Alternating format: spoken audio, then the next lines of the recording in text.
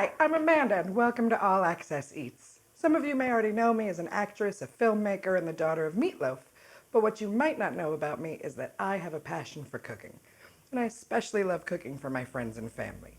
See, I grew up traveling the world on tour with my dad, and some of my earliest childhood family meal memories come from those that we had backstage with Dad's band and crew. And some of my earliest culinary experiences come from learning to cook those comfort foods from chefs all around the world.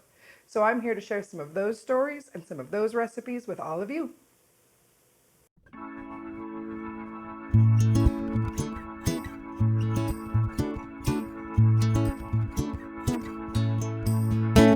Amanda Day keeps the doctor away.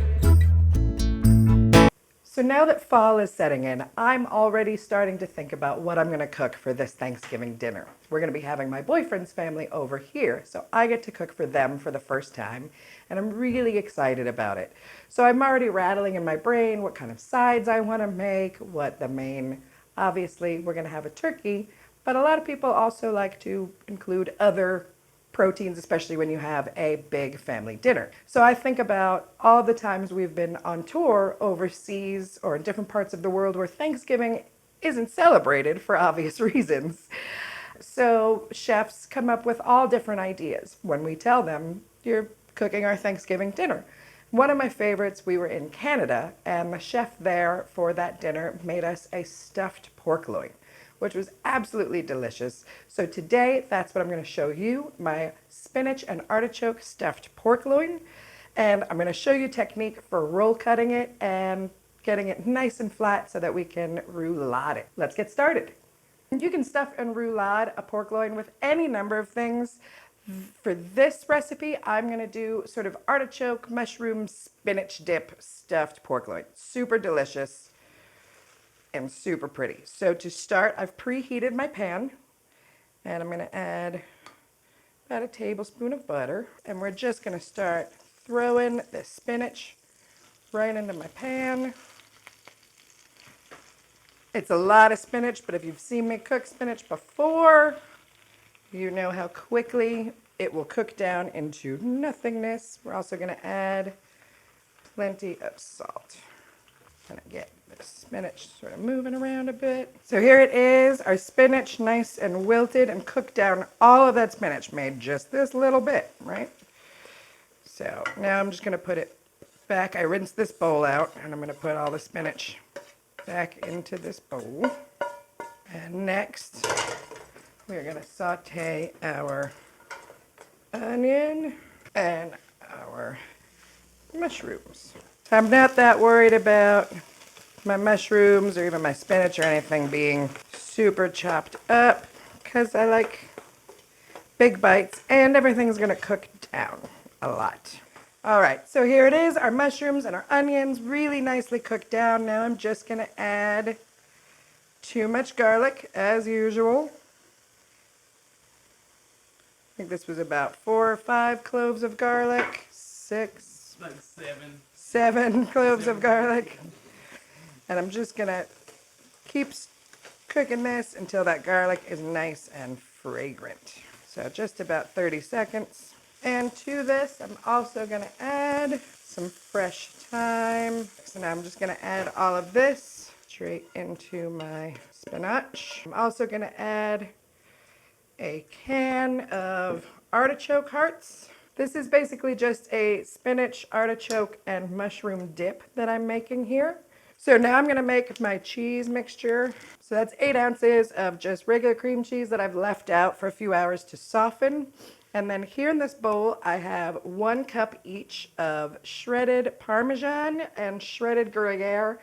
Please, I think I've said it before, I'll say it again, if you're putting shredded cheese in anything, please buy the whole block of cheese and shred it yourself. You're gonna get so much more flavor and just a better quality of cheese. This one here is a 12-month aged Gruyere, really nice and nutty and sharp. And then I've got a 24-month aged Gran Parmigiano. So now I'm just gonna add this cheese and just kind of try and get that sort of mixed up. Now we're just going to add all our vegetables in here. 1 spoon at a time. And so now I'm just going to add just a little bit of salt. There's lots of salt in that, in all those cheeses, but we want to add just a bit more, just because salt is good. Now I'm going to add some pepper. Finally, the only real spice other than pepper that I'm going to use for this mixture is some nutmeg. I find that nutmeg really brings out those earthy flavors in spinach and in mushrooms and artichoke. I often use nutmeg, for instance, when I'm making my lasagna. Ooh, we should do a lasagna episode. I don't know about you, but that looks pretty awesome to me. What do you think, cameraman? Oh, yeah. All right. Like the Kool-Aid. So I've said it before, but it bears repeating a million times. Salt and acids enhance flavors. Spices change them. So to enhance these flavors, we're going to add the juice of 1 lemon. Nice saucy quality that we're looking for, but as it all cools down, it'll firm back up. That looks amazing to me. How about you, babe? It's great. I think we should go on to the meat. Let's go on to the meat. So here it is, my beautiful 5.5-pound boneless pork loin. And this is a technique I'm going to show you. You can also use this technique with a really nice beef tenderloin, chicken as well on a much smaller scale, obviously. So I'm going to start at the bottom and I'm going to go about 1 inch. And we're just going to do this really carefully and slowly. We're going to fold it back.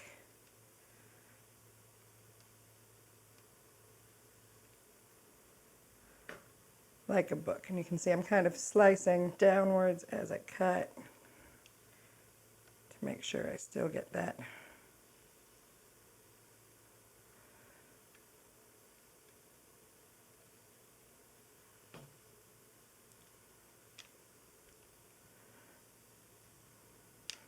All right. And I got this at a butcher. It is a beautiful cut of meat, so I am able to slice through it like butter. Just take your time with it. You can see I probably went a little too deep with that one cut there, but that's okay.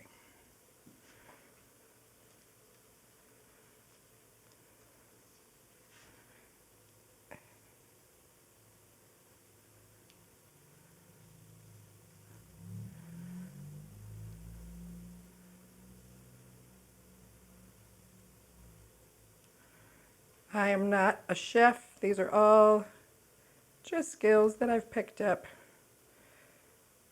through the years, which is why any trained chef can probably get this done in a matter of seconds, but I'm just going to take my time with it. So there she is, my mostly even filleted pork loin. And so now we're just going to go ahead and start scooping the good stuff. And what I want to do is stay 1 inch away from all the ends.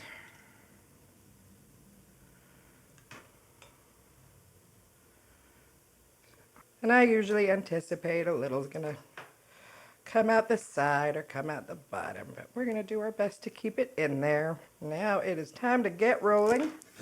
So I'm going to move this. There we go. And I'm going to start, because this is my fat top under here, we can see. And I want that to stay on top when I'm done rolling and when I put it in the oven. So we're going to start on this end. There we go. So next up, our butcher's twine. We're going to secure this whole tenderloin in place, really secure and nice so that it gets a good even cooking. And I'm going to start, I want to make sure the pressure is even so that I don't just start on one end and all of my stuffing gets shot out to the other side. So we're going to start in the middle. This way I find is the easiest for everybody to grasp. Now we're going to go out to here. Same thing on this side. So that I'm halfway between this and the end is the idea.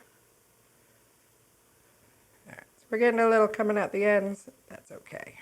All right, she is tied up and ready to go in the oven. I'm gonna get out my roasting pan and clean up my workstation and we'll finish it up. All right, so I said that this is gonna be a big one pan meal. Super excited. So I got these beautiful multicolored jewel-like potatoes. So those are just gonna go right into the bottom of this pan. Spread them out nice and even.